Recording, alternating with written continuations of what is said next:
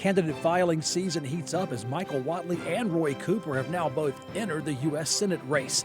And some chatter from the House Speaker on what terms it would take to get a state budget bill passed. This is State Lines. Quality public television is made possible through the financial contributions of viewers like you, who invite you to join them in supporting PBS NC.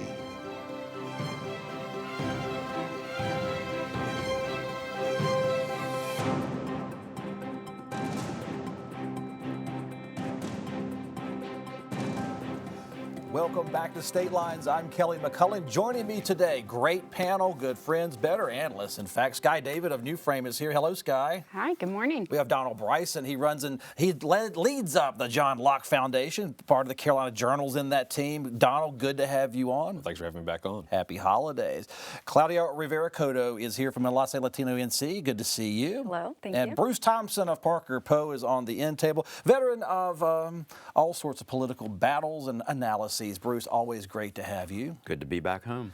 And it's good to have you here. A little bit of chatter about the North Carolina budget, folks. Claudia, we'll come back to you for this. Let me set the story up because there was some budget chatter this week. State House Speaker Destin Hall released an editorial that got picked up in some newspapers. Speaker Hall says the personal income tax rate will be dropping to 3.99% in 2026. And the parties all agree on that.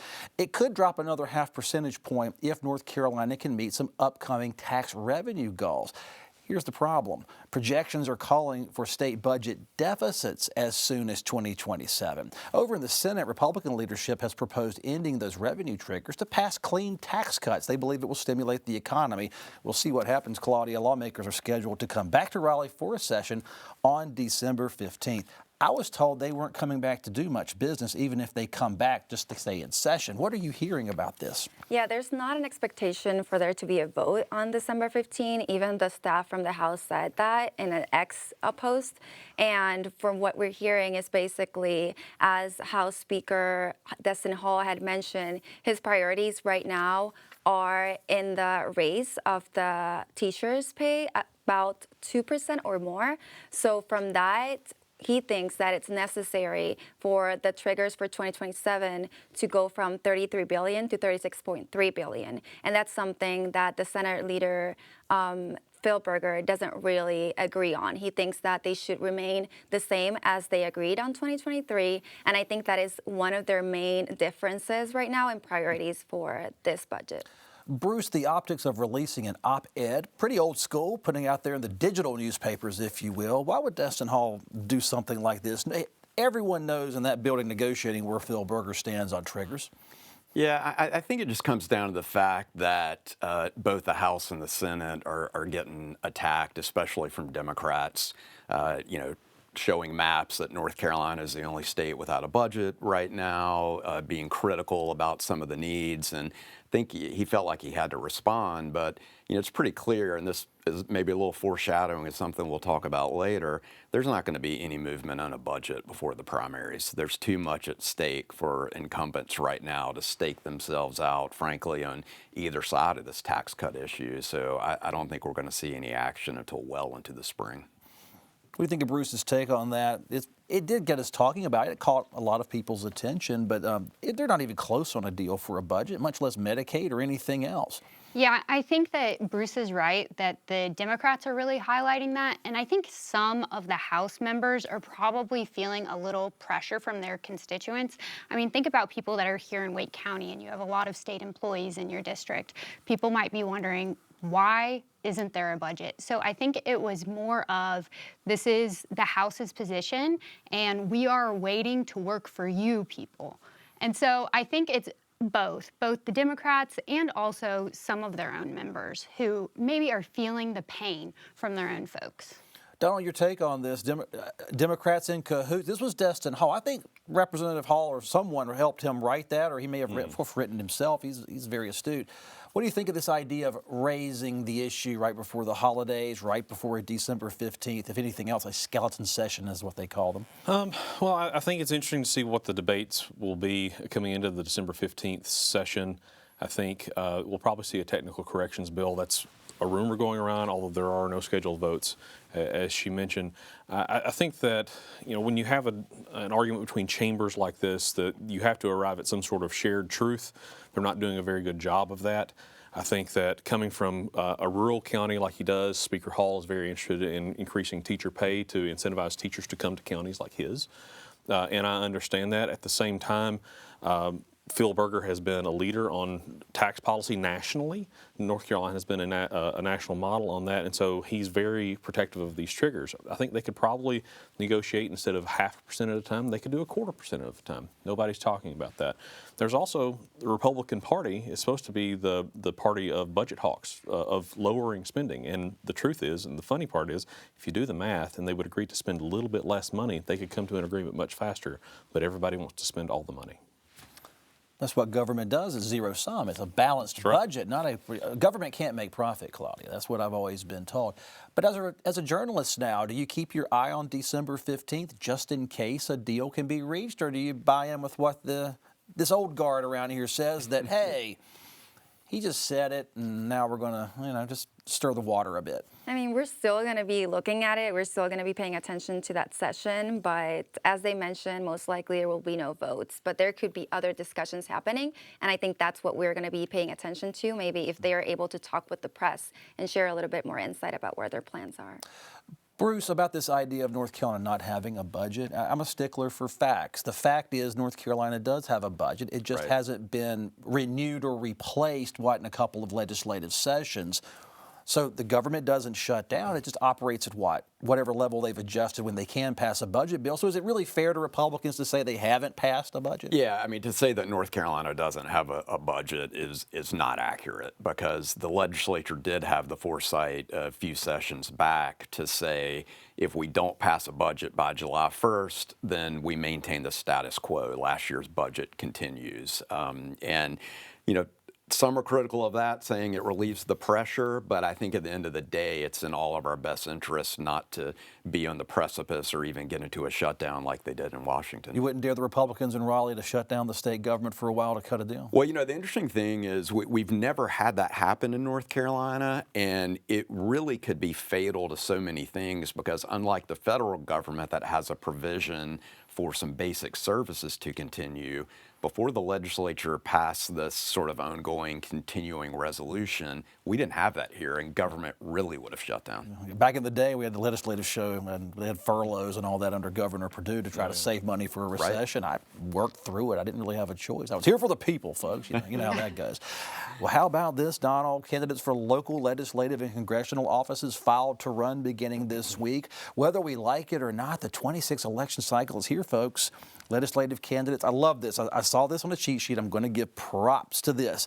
Costs you about $139 to file for office for the legislature. $1,700, Donald, to seek a U.S. House seat, cheap at any price. District attorneys, judicial candidates, they'll pay some fee. I didn't look that up, but you must be licensed to practice law in North Carolina.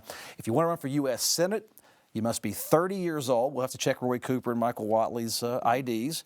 And U.S. House candidates have to be at least 25 years old. Credit all to Sarah Michaels of Carolina Public Press. I loved her cheat sheet, Donald. So I used some of the facts off that. Thank you very much. But to set the tone, it's candidate filing season. Any surprises? Where do you want to start? There's Congress, there's the Senate, there's also legislative and local. Where do you go? Yeah, there's a lot of stuff going on in North Carolina, and people always focus on the presidential races, right? But this is a midterm, and we have 14 U.S. House seats, 50 seats in the state Senate, 120 seats in the state House, 1 state Supreme Court seat, and 3 Court of Appeal seats, and a partridge in a pear tree. There are a lot of elections going on next year. Of course, the primaries coming up on March 3rd. Then we have the general election just a few months later on November 3rd of 2026, and it will be, there's a lot going on. Some changes coming in the legislature. The first one I think that's easy to talk about is Sarah Stevens, Representative Sarah Stevens from Surrey County, is not going to run for State House again. She is going to run for State Supreme Court and challenge Anita Earls. Anita Earls is current Supreme Court justice and is one of only 2 Democrats on that court right now, and that'll be a very interesting and probably a very hot race. I'm sure that we'll talk about it on this show a lot over the next year. if we go to the state Senate, the primary that I think everybody who follows the state legislature is going to be talking about is Rockingham County Sheriff Sam Page has filed to run against Senate President Pro Tem Phil Berger. Phil Berger's been there since, 2002, 2004, has led sort of the Republican takeover in 2010 and is the longest standing, I think, chamber leader in America right now, along current. And so everybody has been talking about it, and then we'll continue to talk about that. Really competitive races in the state Senate. If you move on to the state House, there's a lot of changeover. We've already talked about Sarah Stevens. There was an announcement just yesterday, or this week anyway, that Harry Warren from Rowan County has been there for a long time, is not going to run for re-election, but is instead going to run for clerk of Superior Court in Rowan County, which will give him a pay raise if he gets that seat from $13,500 a year as a state legislature, where he votes on a $32 billion budget, to being clerk of court and a $90,000 salary. So good for him if he gets that. That's interesting, and that's a side note on how much we pay our legislators. Maybe we need to look at that. Mark Brody is not running again in House District 55. He's been there for a long time. I could go on, but there's some really interesting things. One other thing I'll mention before we get to our conversation is Representative Cecil Brockman from Guilford County resigned due to some very serious criminal allegations. There is a four-way Democratic primary right now. 4 Democrats have filed in that primary to run for that seat, and that'll Greensboro. be really fun to watch. In the Greensboro, Spring Garden, High Point area of Guilford County. All right. So I'll leave it there. Skye, if you work in where you're walking those hallways and meeting everyone in there is an incumbent, how careful are advocates and lobbyists and those folks when it's primary season in North Carolina, when there are now 2 candidates for every race and both would like to talk with you for a moment? Yeah, I think that this primary season is going to be very interesting. The elections that just happened last month kind of showed that people aren't really feeling incumbents so much this year. And so I think that there are going to be there's going to be a lot of money spent in the primary, and there may be some upsets in North Carolina. Bruce, everyone that's come on this show says no matter what Cooper and Whatley spend in millions and billions, it's going to come down to a 1.5. That North Carolina is going to have its mind made up on a partisan basis, regardless of the major party candidate. So let's focus the attention down ballot. How hard is it going to be for a legislature or a county commissioner or a clerk of court candidate to keep their name out there when Cooper and Whatley are presumptively buying up all the airtime and print space? Yeah, I was thinking the other day that I guess now it's just kind of cute that back in '84, when Hunt and Helms combined to spend $12.5 million, that we thought that was outrageous. And, we may be looking at a $1 billion Senate race in North Carolina, which is hard to imagine. And it's hard to get any space. I was talking to a candidate for Wake County District Attorney earlier this week, and she was lamenting the fact that they're trying to cut through all of the other noise that's out there in a very important race. So it's a challenge. Let's pivot, Claudia, to you about Michael Whatley and Roy Cooper. They did officially file to run in the 2026 U.S. Senate race in the respective party primaries. Roy Cooper has a clear Democratic primary field. On the GOP side, Michael Whatley's being challenged by Don Brown and Elizabeth Temple from Johnston County, I think. Cooper, of course, the former state attorney general and 2-term governor. He said, through intermediaries, that he really didn't want to seek a Senate seat, but, duty, if effectively called, patriotism, however you want to define that. Michael Whatley, Claudia, says he's running because President Trump asked him to seek North Carolina's Senate seat and has his full endorsement. And if you have his endorsement in the GOP, you're as good as gold. What do you make of the reasons each of these gentlemen have chosen to run? I think that for the voters, it's going to be an interesting decision, particularly when thinking about that. We know that former Governor Roy Cooper has a name recognition over there, and that has been showed on the polls as well. But then as we go and see how the campaigns and the ads go about that, and also as you're mentioning, if they're able to show that they care about the topics that the voters care about, more than so just the reasoning of why they decided to go and run for the office, I think that's what's going to put them apart. And if they're able to get the people that are from the urban and the suburban and maybe like the rural areas turn out to be higher, I think that will make a difference in the decisions that are made. Donald, I am caught by what candidates are doing. I heard Darrell Issa of California may move to Texas and run in that district. Has nothing to do with this state lines. However, Whatley's running. He says, obviously, because Donald Trump asked him to run. And then Roy Cooper introduced, was it Vice President Harris at the DNC? This doesn't keep me up at night, but I thought about it at night when I'm laying there trying to go to sleep. Are we entering an era where it's almost like NIL in college, where North Carolina has 2 Senate seats, for instance, but it's basically national party players going, yeah, you'll be best for that position because I need you in Washington more than you're needed in North Carolina? Yeah, North Carolina politics, and I think unfortunately have become nationalized. I think for Democrats, there's a lesson in this, in that when they began to nationalize was around 2009, 2010, and that's really when the North Carolina Democratic Party identified with the National Democratic Party, and that's when they really took a hit and lost control of the state legislature. They've done well in gubernatorial races since then, but they've sort of had to deal with sort of the appetite around the National Democratic Party. That has also happened with the Republican Party. And if you're going into a midterm election where a Republican's in the White House, you're going to be in a tough spot. And same thing if a Democrat was in the White House for Democrats. And so it's going to be a hard year for Republicans one way or the other. They're going to have to figure out how to handle Donald Trump because they have chosen to nationalize themselves and align with the national party rather than create their own brand. Do you feel ripples through the Raleigh political scene by having a Whatley Cooper race just kind of out there dominating everything? 2 big names, lots of power behind those candidacies.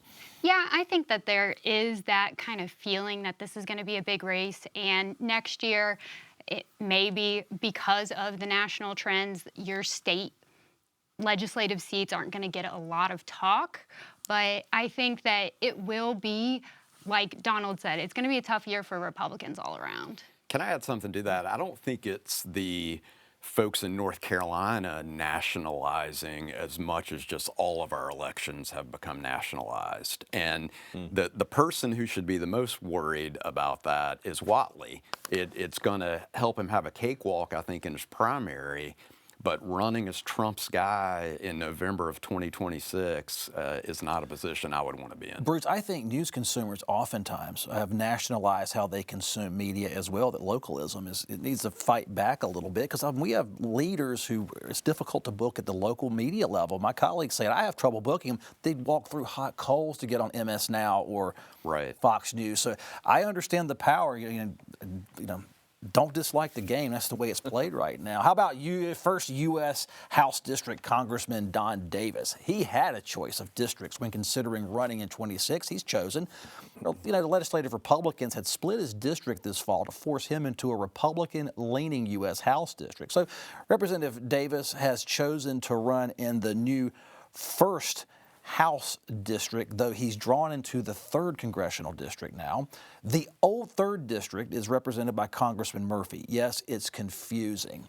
Former State Senator Bobby Hanig, Rocky Mount Mayor Sandy Robertson, Lenoir County Commissioner Eric Rouse, Carteret County Sheriff Asa Buck are all seeking the Republican nomination to challenge Don Davis. Yep, they change it. So where he's representing now is gone after the election. Don Davis versus a host of Republicans. I don't know enough about local politics down there. Is that a strong field, you think? I think that Don Davis has a couple of benefits next year. One is that there are a lot of people in this Republican primary, which means they're going to have to spend a lot of money to get through the primary, and they're not going to have that money available for the November election. So that's one benefit. And then another benefit would be that it is going to be a tough year for Republicans. And so even though this district is going to be harder for him to win, and he did say he would move into this district, Sure. I think he has a couple things that are going to help him during that process. Donna, what do you make of this race? It's, Don Davis, he's a Democrat. I've seen much more liberal Democrats come out of the North Carolina Senate, and they're going to try to force him left, and these Republicans are going to try to run right. I haven't seen, a couple have tied into America First, use that terminology, or tied into the MAGA movement. How do you analyze this race out there? It is interesting, even if it's the rural part of North Carolina. Yeah, it is. It's one. I've criticized the legislature and will continue to criticize the legislature that when they were asked to redistrict, they came up with a decision real fast, but they still haven't passed a budget. Thanks, Bob. Leave that for what that is. You know, they have one job, pass the budget, and they didn't get that done. Anyway, Don Davis is going to be a tough customer, I think, for any Republican. He was going to be a tough customer for any Republican, whether they redistrict or not. He's a savvy campaigner. He knows his district well. He's a likable guy. And he comes across as a middle-of-the-road Democrat. He doesn't really lean left or right one way or the other. I think that appeals well to northeastern North Carolina. And whoever comes out of that Republican primary is going to have to do something else like that. It would be interesting to see how that's going to go, but the appeal to one party or the other isn't going to work in that district the way I think people think it's going to, particularly in a year when a Republican, again, is in the White House. Claudia, what are your viewers or readers, what are they telling you out of the eastern part of North Carolina? What are their expectations for their politician I think for that Congress? primarily what people are very concerned about during this redistricting process is more about the fact that it really hinders a little bit the feeling of democracy.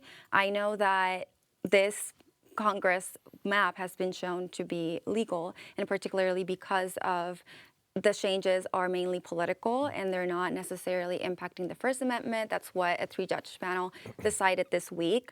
But we also have seen that people, and this was a poll actually conducted by Opinion Diagnosis and commissioned by Common Cause, that said that 84% of voters don't agree with gerrymandering, even if it's legal, and this included also Republican voters. So I think that for the main part, people are concerned about the impacts that this could have in the feeling of the elections being fully democratic. Bruce, Democrats ran this state pretty much for a century because they were drawing maps that favored Democrats. This gerrymandering thing's a 15-year-old phenomenon that's been going on since, 1868? Let's talk about that race out there, though.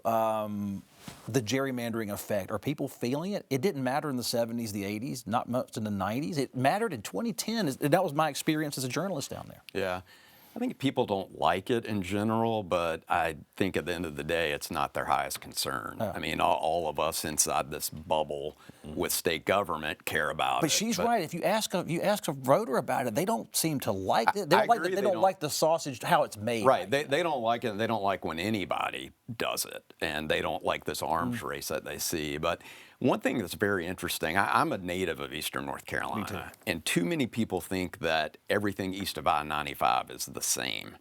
And you look at the first and the third, and maybe focus on the first. There's a big difference between what people are concerned about in Pasquotank County versus Pitt County. Like Elizabeth City is totally different than Greenville and Absolutely. Kinston. And, and we also, we're a little stubborn in the East, and we don't like people telling us what to think or how to do. So I don't think you can rely on just the partisan makeup there.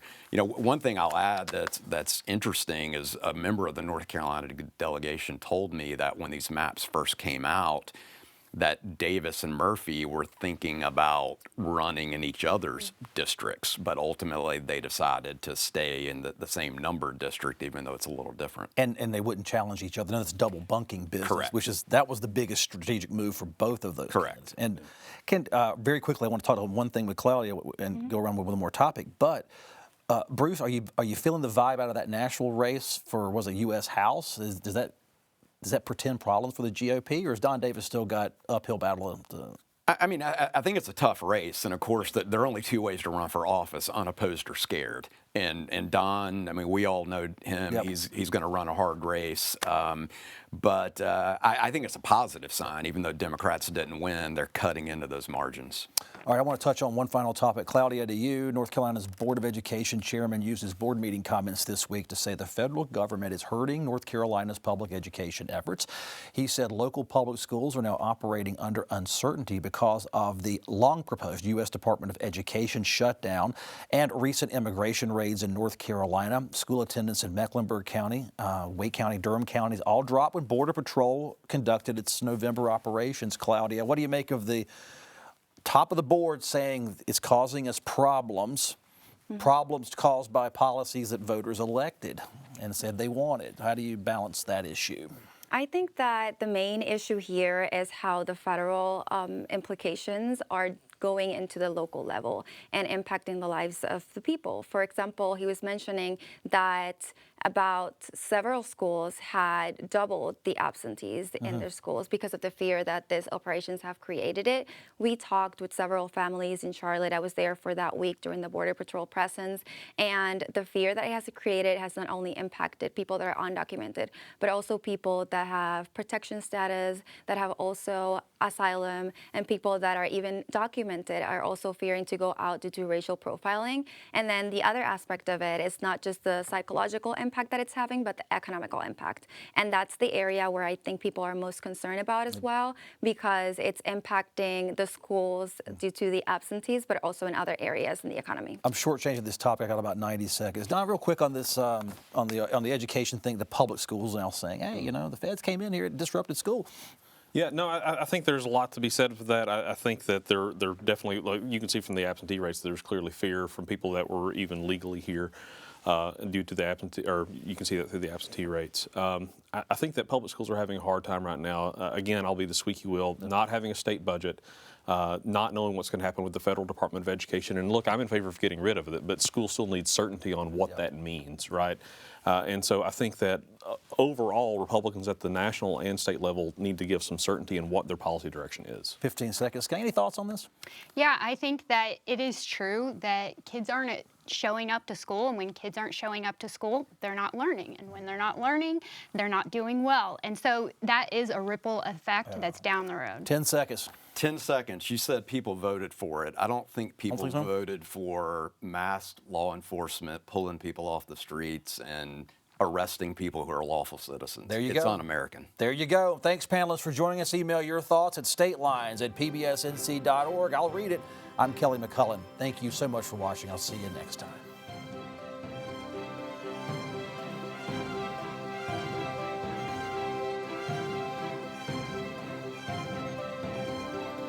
Quality public television is made possible through the financial contributions of viewers like you, who invite you to join them in supporting PBS NC.